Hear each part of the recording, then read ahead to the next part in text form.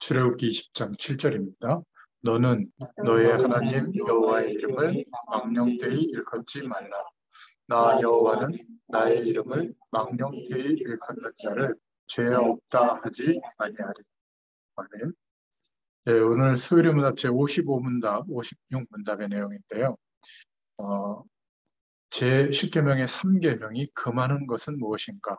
답으로는 하나님 자신을 나타내는 모든 곳에 모독하는 것, 모욕하는 것을 금하신다.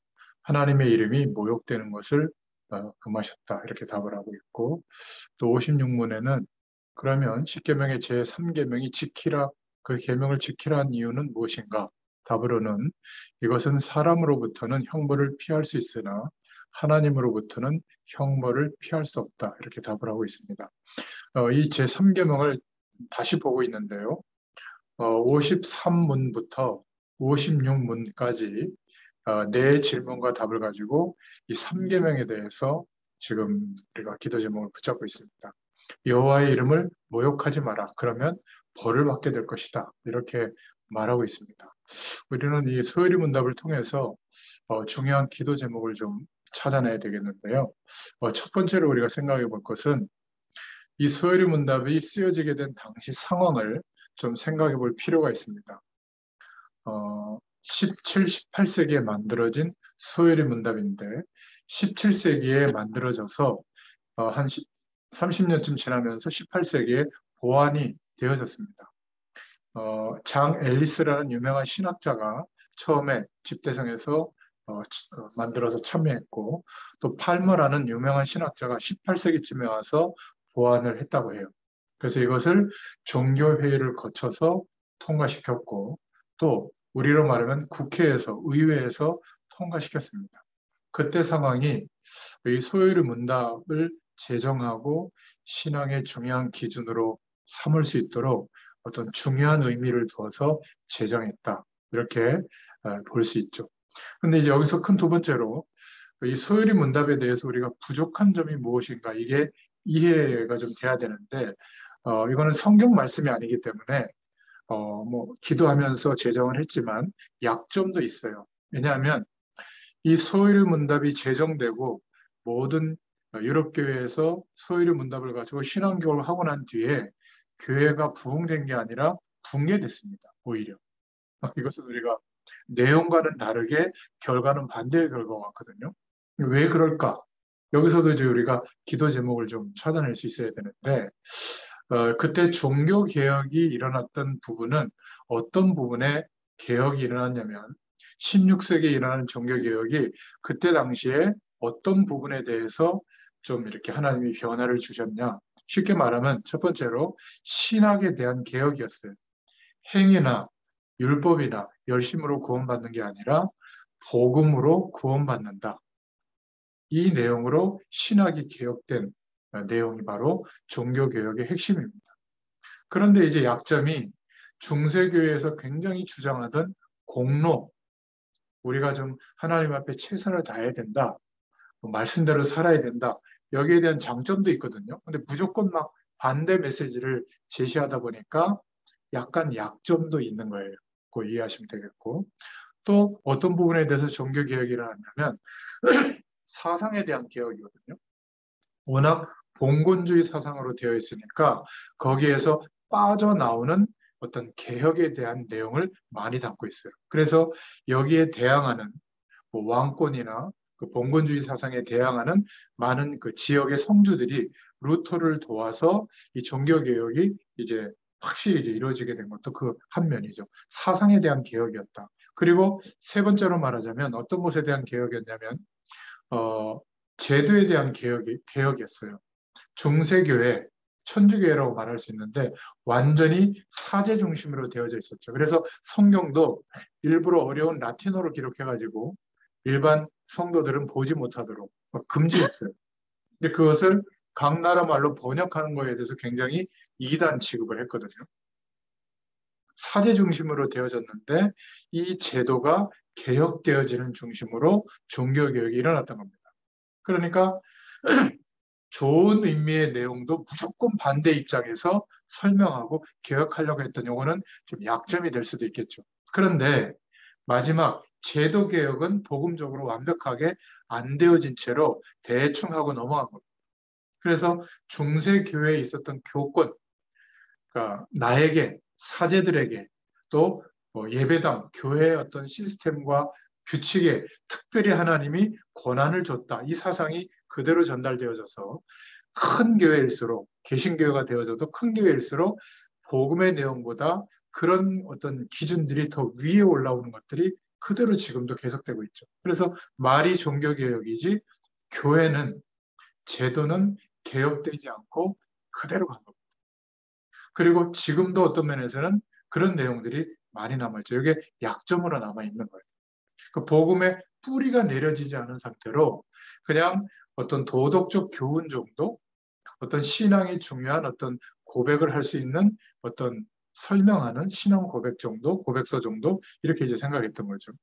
그래서 복음을 정말 우리가 다음 세대에게까지 전해야 하고 전도와 선교해야 되는 진짜 이유에 뿔이 내려지지 못한 거예요.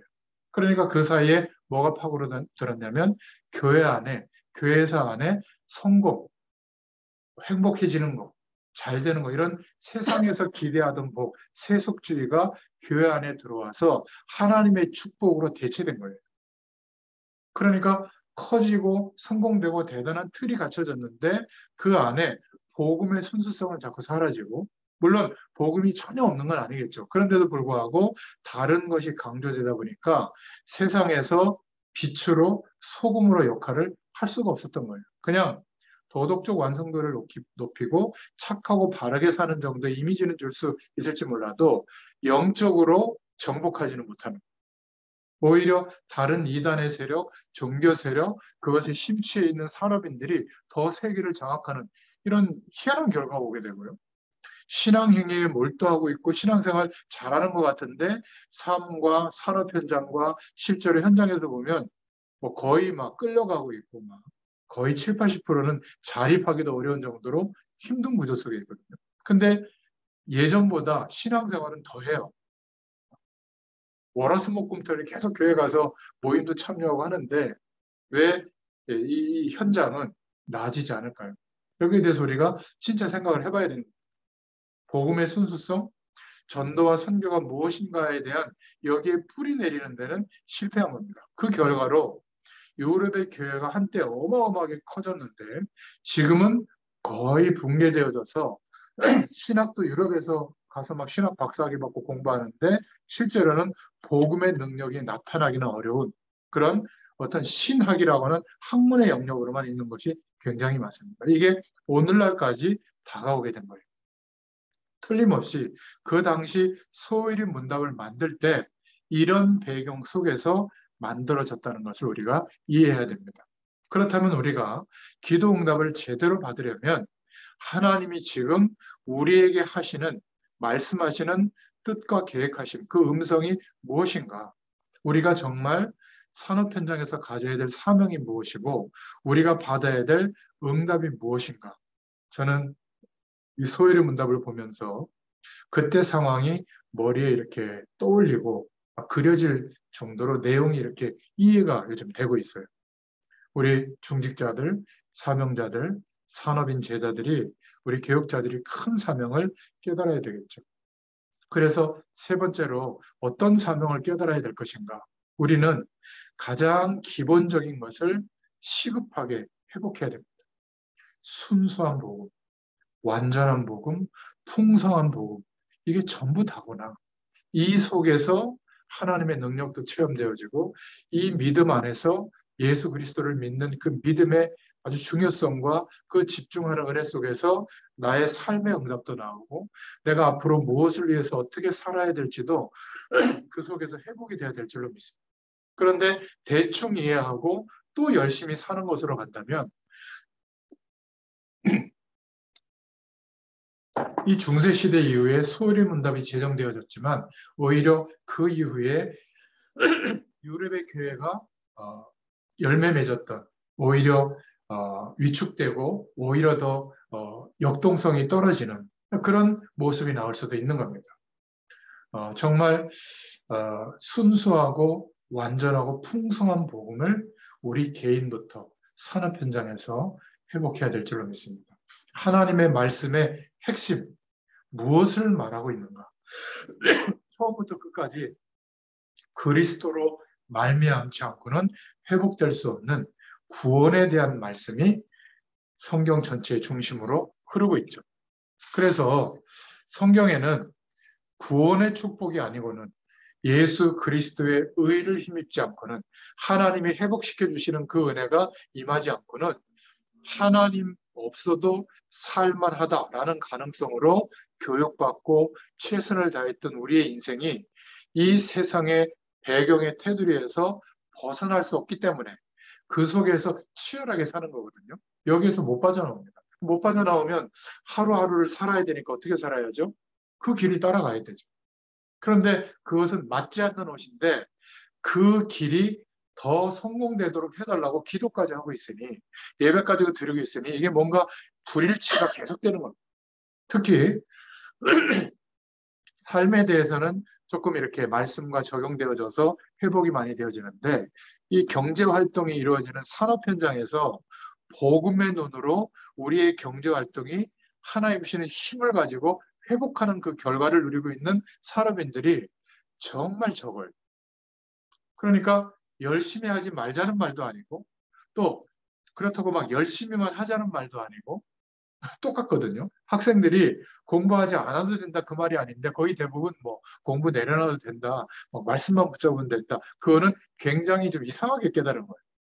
하나님이 주시는 힘과 은혜 속에서 공부해야죠.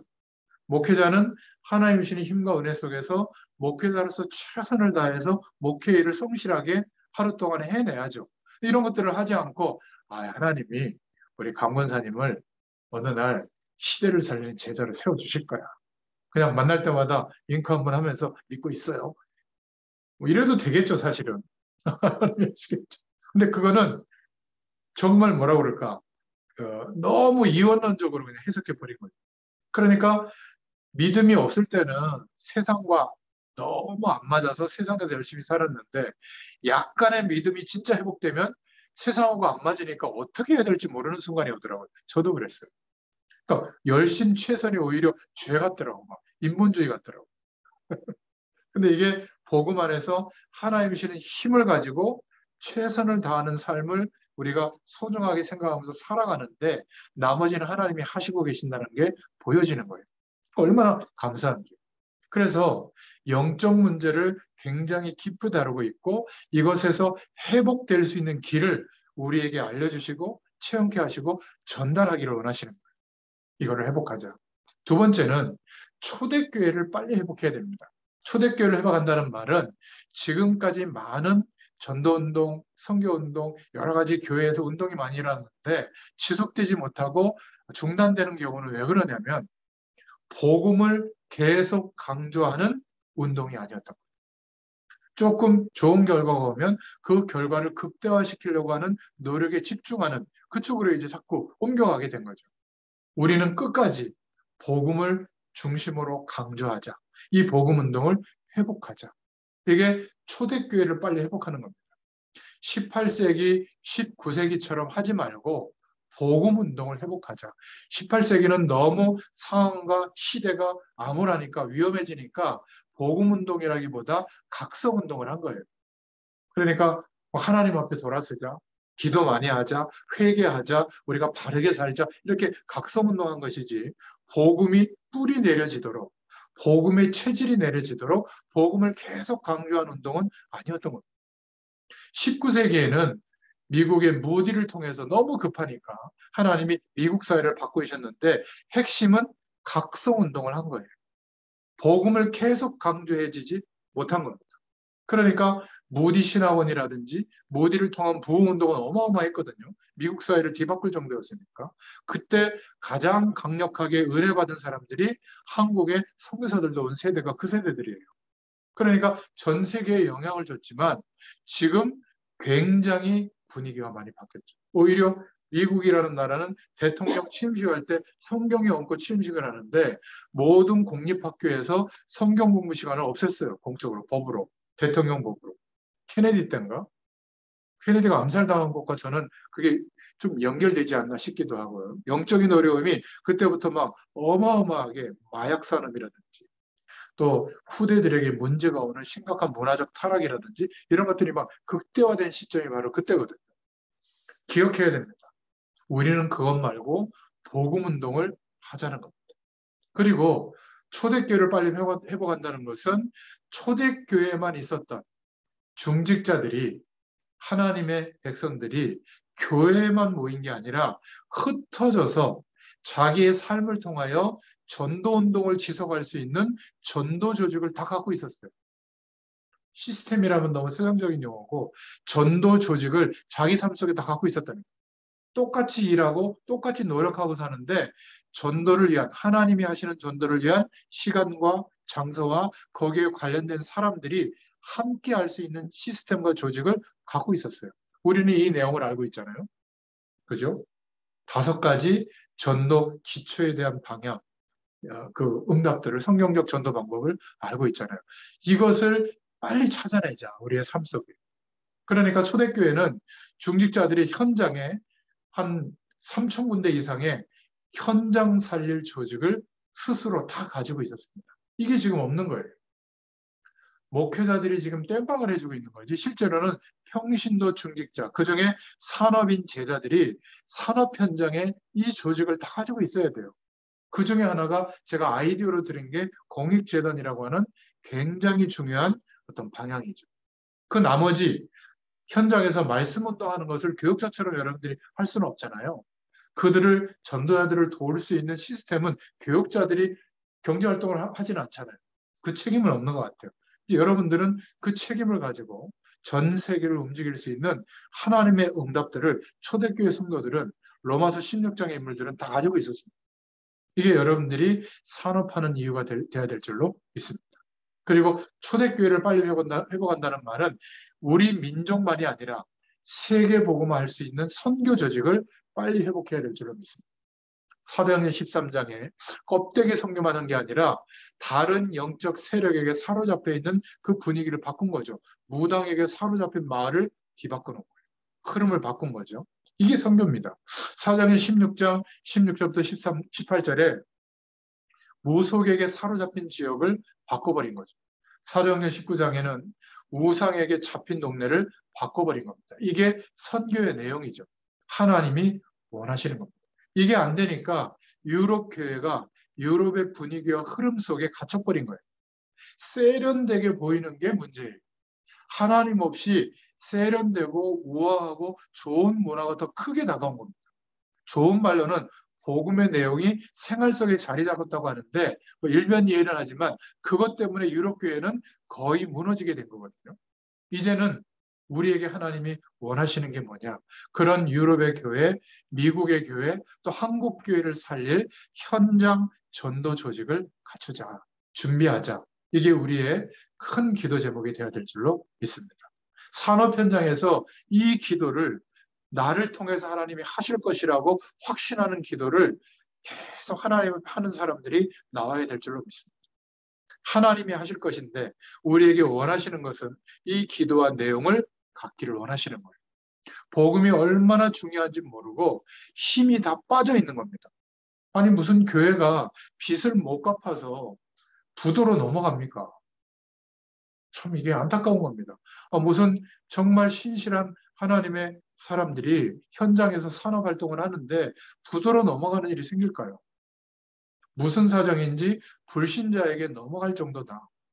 능력 없는 것은 이해되는데 그것 때문에 남에게 피해를 주고도 전혀 하나님 앞에 뭔가 진짜 진실된 기도가 안 된다. 좀 문제가 있는 것이죠. 불신자들에게 넘어가서 다른 용도로 쓰임 받는 아니 이단 종교에 넘어가서 활용되는 그런 교회들 예배당들을 회복해야 될 줄로 믿습니다.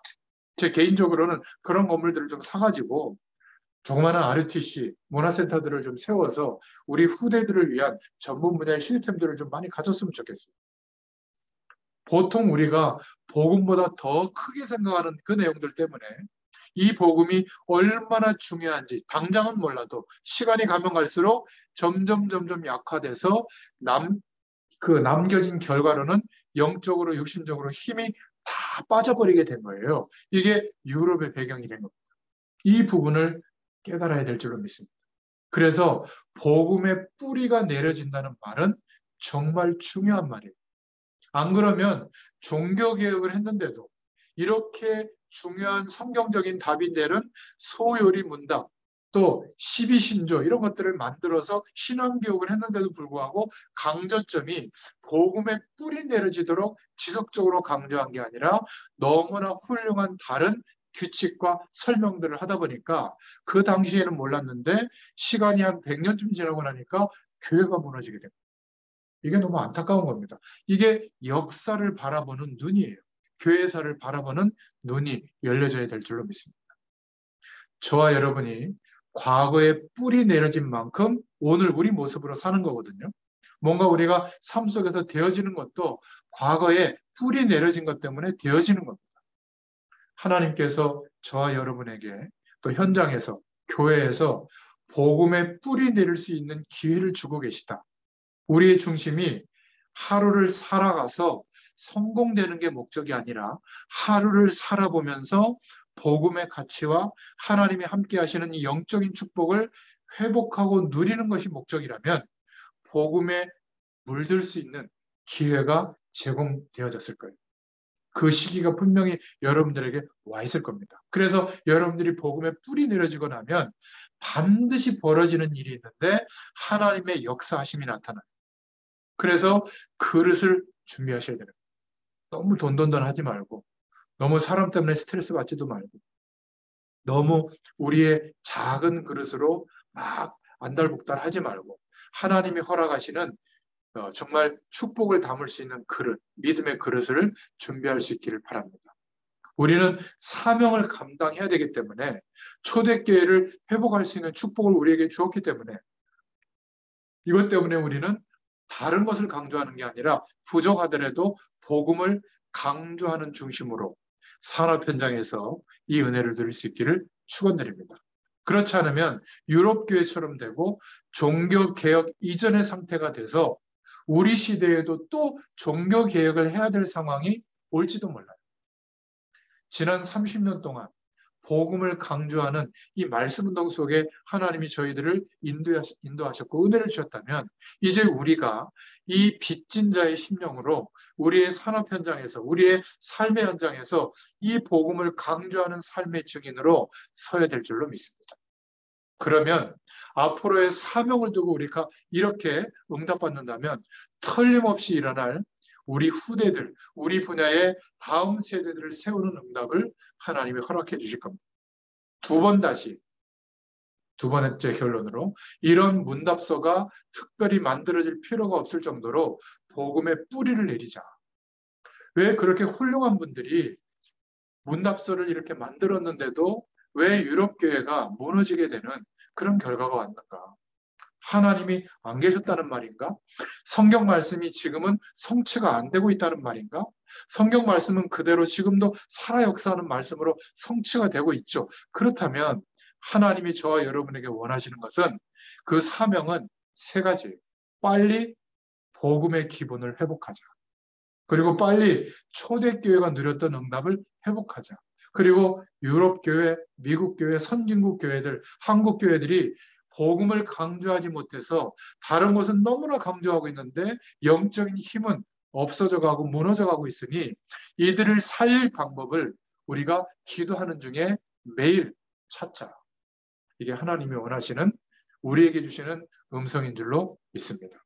복음의 뿌리를 내리면서 우리의 믿음의 그릇을 실제로 준비하자. 앞으로 정말 우리의 현장에서 하나님이 준비하신 하나님의 사명자들이 일어날 것이니까 이 복음의 뿌리 내려지는 중심으로 살아가는 저 여러분들 때문에 또 여러분들의 개인 산업에 반드시 하나님의 역사가 일어납니다. 아멘 좀 하세요. 믿으셔야 됩니다. 그래서 실제로 준비하셔야 돼요. 너무 지금 벌어지는 일에 그렇게 마음을 졸이지 마세요. 그건 이미 벌어진 일이에요. 그러면 그 속에서 영원한 하나님의 축복을 누릴 수 있는 준비를 하시길 바랍니다. 이게 우리의 모임이에요. 앞으로 이해 안 될 일이 내 계산으로는 계산이 안 될 일들이 하나님께서 역사하시면 계속 일어나게 될 거거든요. 사람들이 보기에는 초대교회가 무식해 보여도 그렇지 않습니다. 고린도전서 1장 18절에 멸망하는 자들에게는 미련하게 보여도 구원을 얻을 우리에게는 하나님의 능력이 되는 내용을 갖고 있잖아요. 십자가에도. 주님이 죽으시고 부활하신 그 일 때문에 하나님 만나는 길이 열려지고 모든 죄와 사망 권세, 저주의 권세에서 해방되는 능력이 우리에게 임한 줄로 믿습니다. 16세기에 종교개혁이 일어났고 17세기에 혼란이 오니까 100년 뒤에 소요리 문답이 나왔습니다. 그 당시에 12가지 신조에 대한 고백도 만들어졌죠. 그래도 혼란이 계속 오니까 100년 뒤에 또 보완했어요. 30년 뒤에. 그런데도 안 되니까 웨슬레, 사무엘 밀스, 무디, 윌리엄 부스 이런 하나님의 사명자들을 일으켜서 전도자들을 일으켜서 시대를 바꾸는 일이 일어났는데도 지속되지 못했던 겁니다. 여기에서 우리는 한 가지를 깨달아야죠. 결국 우리의 싸움은 한 가지 싸움이구나. 뭘 해도 저와 여러분이 뭘 열심히 해도 사단의 속임수와 공격은 끝나지 않는데 두려워하지 않는데 사단은 한 가지만 두려워하는구나. 복음의 뿌리를 내리면 사단이 두려워하는 거예요. 자기의 속임수가 안 통하니까. 세상의 배경이 커 보이지 않는 사람들이 산업 현장 안에서 승리하게 되더라도 그 결과 때문에 일이 일비하지 않게 돼요. 교만할 이유도 없어요. 하나님이 허락하신 것이고 하나님이 앞으로 더 역사하실 것이니까 진짜 중요한 것은 복음을 강조하는 삶을 살게 되는 것. 하루의 삶 속에 산업 현장에 하나님의 영광이 나타나는 것을 발견하고 그것에 대한 답을 전달하는 삶. 이런 역사적인 과제 속에 우리가 있는 줄로 믿습니다. 여러분 산업 현장을 보고 생각할 때마다 이런 역사적인 사명감이 들으세요? 저는 역사적 사명감이 들어요. 여러분들 그 사명감이 좀 불붙기를 바랍니다. 아주 연약하고 작은 내가 아니라 이런 역사적인 사명감을 하나님이 주시고 우리의 인생을 지금까지 끌고 가시고 계시는 거예요. 그리고 터무니없게도 복음에 집중할 수 있는 시간과 환경과 여건을 허락해 주신 거예요. 이게 우리의 정체성이 되어야 될 줄로 믿습니다. 그런데 오늘 문답서에 보면 하나님의 형벌, 하나님의 이름을 망령 때 이렇게 말하지 마라, 하나님을 모욕하지 마라 이런 정도의 단어만 쓰는 거예요. 유명한 신학자들이 썼지만 하나님의 함께 하시는 축복, 하나님의 역사를 잘 모르니까 이 정도의 단어밖에 쓸 수가 없는 거구나. 복음의 뿌리를 내지 않으면 안 되는 겁니다. 우리나라도 지금부터 한 3, 40년 전에, 40년쯤 전에 이런 교육을 했죠. 너무 인구가 막 급속도로 불어나니까 산업시대에 악이 안 낳도록 교육을 특별히 했죠. 산하 제한 정책. 그리고 뭐 여러 가지 뭐 민방위 훈련 이런 거 한 달 뭐 예비군 훈련인가 면제해주고 그랬죠. 막 길거리에 막 전단지 붙여놓고 그랬는데 아들, 딸 구별 말고 하나만 낳아 잘 기르자. 처음엔 2명인데 나중에 하나까지 갔거든요. 이게 40년 교육하다 보니까 뿌리가 내려져가지고 이제는 아예 결혼할 생각도 안 하고 아이를 낳는 것은 굉장히 자기 인생의 마이너스라고 생각하는 이 정도의 문화관이 뿌리 내려 있는 거예요. 저는 이 영향력이 되게 크거든요. 이제는 낳자 뭐 120조를 쏟아부었다는데 아이 출생률은 점점 줄어들어서 이제 인구가 마이너스로 가고 있는 상황이 된다고 그러더라고요. 이게 굉장히 무서운 거예요. 뭔가 마음과 생각에 어떤 메시지가 뿌리 내려진 거거든요. 그러니까 우리가 언제부턴가 어릴 때는 안 그랬는데 돈이 전부다. 성공이 전부다. 이게 뿌리 내려져 있거든요. 큰 게 전부고 막 대단한 게 전부고 그렇잖아요. 아예 어릴 때부터 하나님 바라보는 게 전부다. 하나님이 함께하는 축복을 오늘 발견하는 게 오늘을 사는 목적이다. 이렇게 계속 강조해줬더라면 그래서 교회에서도 하나님 바라보는 그 중심이 전부라고 강조했더라면 그렇게 됐는데 주로 칭송받는 사람들이 누구죠? 간증하는 사람들의 간증의 핵심이 잘 됐다는 거예요. 기도했더니 하나님 뜻대로 살았더니. 근데 잘 됐는데 어느 정도로 잘 됐냐? 막 헌금을 몇십억을 한 정도로 잘 됐다는 거예요. 또 그런 사람들이 또 교회 안에서 주류를 이루고 교회 중간 역할을 감당하다 보니까 전부 그게 이제 본이 되어져 가지고 성공, 축복 이거를 받는 것이 하나님의 능력이 나타나는 거라고 생각하거든요. 제 개인적으로는 아니라고. 그 축복이 오든지 아니든지 관계없이 정말 하나님이 함께하는 축복을 누릴 수 있도록 주님을 바라볼 수 있도록 하나님이 우리를 인도해 주시는 줄로 믿습니다. 70년 동안 뿌리가 내리니까 말이 안 통할 정도로 변한 사회가 공산주의를 신봉했던 사회거든요. 그리고 자본주의와 공산주의. 공산주의는 뭐죠? 같이 생산해서 같이 똑같이 나눠 먹자는 거고 내 소유가 없는 거죠, 거의. 그러니까 굉장히 어떤 면에서는 평등하다고 생각할 수 있는데 제가 예전에 윤준호 목사님 그 선교 현장에 여러 차례 갔을 때 차를 세워놓고 그 문 잠그고 동시에 그 뭐죠? 이렇게 핸들도 이렇게 열쇠로 묶어놓고 자동차 바퀴도 이렇게 묶어놓더라고요. 이렇게 쇠사슬 같은 걸로. 왜 그러냐 그랬더니 자고 일어나서 나오면 다 뽑아가고 일차 깨고 핸들도 뽑아가고. 그러니까 그게 당연하게 생각한다는 거예요. 왜 그렇죠? 70년 이상 니 거 내 거 할 것 없이 다 공산 그리고 공동분배 이런 게 이제 뿌리 내려다 보니까 굉장히 법적으로 뭐라고 그럴까요? 그 규칙적으로 세련되게 세분화되어 있고 관공서의 그 문서 보면요. 지금도 엄청나게 세분화되어 있어요. 아주 굉장히 조직적이라고 그래요. 그런데 돈 없는 놈들이 제일 많은 나라입니다. 왜 그럴까요? 이렇게 뿌리 내리는 게 무서운 열매로 나타나는 겁니다. 정말 복음의 뿌리가 내려지면 어떤 일이 벌어지냐면 하늘과 땅의 권세가 주님의 권세가 나타나게 될 줄로 믿습니다. 우리를 통하여 복음에 영향받는 사람들에게 절대 망하지 않도록 복음의 뿌리 내려지도록 우리가 도와줘야 될 줄로 믿습니다. 이게 금방은 잘 몰라요. 그런데 영적인 문제가 가득 찬 현장에 우리가 살아가고 있잖아요. 특히 산업 현장은 더하죠. 거의 리베이트와 뭐 뒷 이상한 타락 문화가 공존해야만 뭔가 이렇게 성공할 수 있는 어떤 수주가 계속 일어나고 막 그럴 텐데 어떻게 그런 것과 휩쓸리지 않으면서도 현장을 승리하게 리드할 수 있을까? 영적 현장에 갔을 때 영적 문제를 낳는 그 문제를 능히 이기고도 남을 수 있을까? 복음의 뿌리 내려지도록 돕는 겁니다. 우리 후대들이 우리 분야의 또 다음 세대들이 시달리지 않고 현장을 능히 이길 수 있으려면 복음 가진 사람이에요. 그러면 계속 하나님의 역사가 일어나게 될 줄로 믿습니다. 저와 여러분이 이 주역으로 설 수 있기를 축원드립니다. 그래서 정말 우리가 기도해야 될 것은 우리에게 주어진 24시간의 하루죠.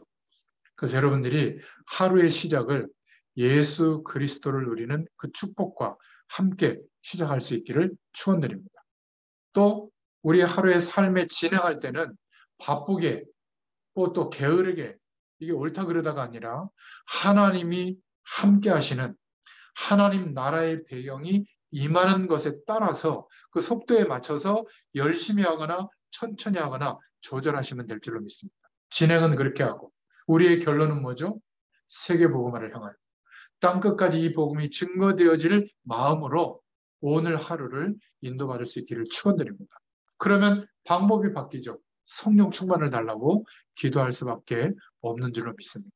분명히 오늘 하루도 누군가를 만나고 어떤 일을 하고 또 그들에게 이 중심 있는 사람은 간증하거나 가리키거나 어떤 심부름을 하거나 또 힘을 줘야 될 사람도 있고 뭔가 이렇게 고쳐야 될 사람들이 있는데 그런 만남을 통해서 우리가 한 줄 동안에 말씀과 복음과 기도 속에서 하나님이 뭔가 내게 은혜 주시는 그런 영적인 어떤 깨달음과 흐름이 있잖아요. 그 속에서 내 손에 딱 잡히는 게 있어요. 저는 그래서 아침에 묵상하면서 딱 잡히는 그 말씀을 가지고 생각하고 기도하면서 문장으로 적어보거든요. 하루 종일 그 내용에 대해서 잡혀 있으니까 또 판단하고 해석할 때도 말씀에 비춰서 생각해 보거든요. 그것을 이야기해 주거나 그 배경을 가지고 심부름하고 일하면 될 줄로 믿습니다. 그래서 하나님의 언약을 붙잡고 하나님이 함께하는 축복을 체험할 수 있기를 바랍니다.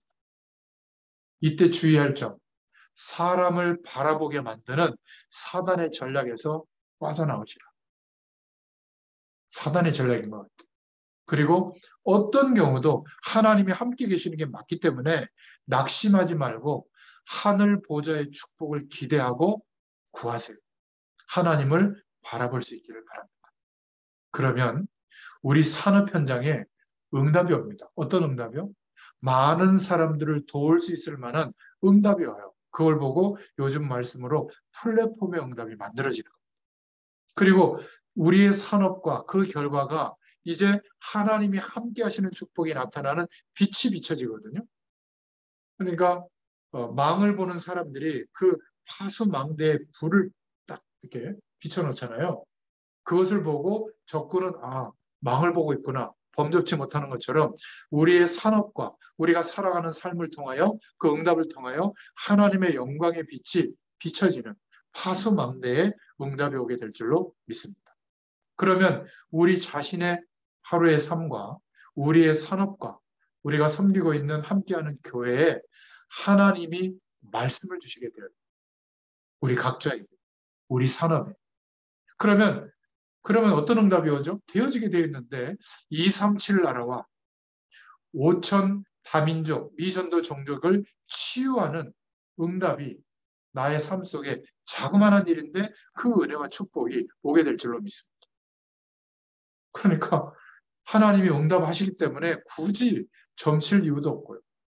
하나님이 매일매일 눈 뜨면 하나님 바라보면 이 영원한 은혜와 축복으로 함께 하시면서 하루를 진행하는 삶 속에서도 주님 바라보면 세밀하게 응답을 해주시니까 굳이 무슨 푸닥거리 하듯이 막 이렇게 신앙행위에 몰두할 이유도 없고요.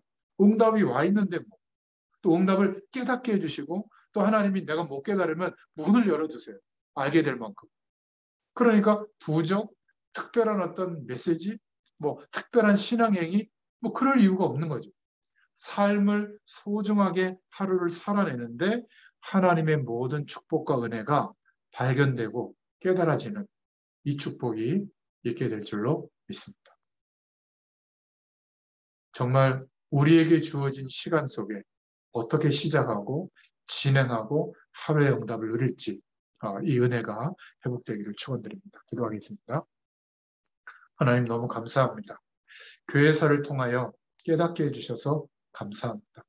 우리는 우리만이라도 우리의 모든 현장에서 복음을 그 하나님의 은혜와 축복을 지속적으로 강조하고 전달하는 복음의 뿌리 내려지는 그 은혜가 있게 하여 주시옵소서. 하나님의 영광이 우리의 모든 산업 현장과 하는 모든 일에 나타나게 되도록 역사하여 주시옵소서. 예수님의 이름으로 감사하며 기도드렸습니다. 아멘. 감사합니다.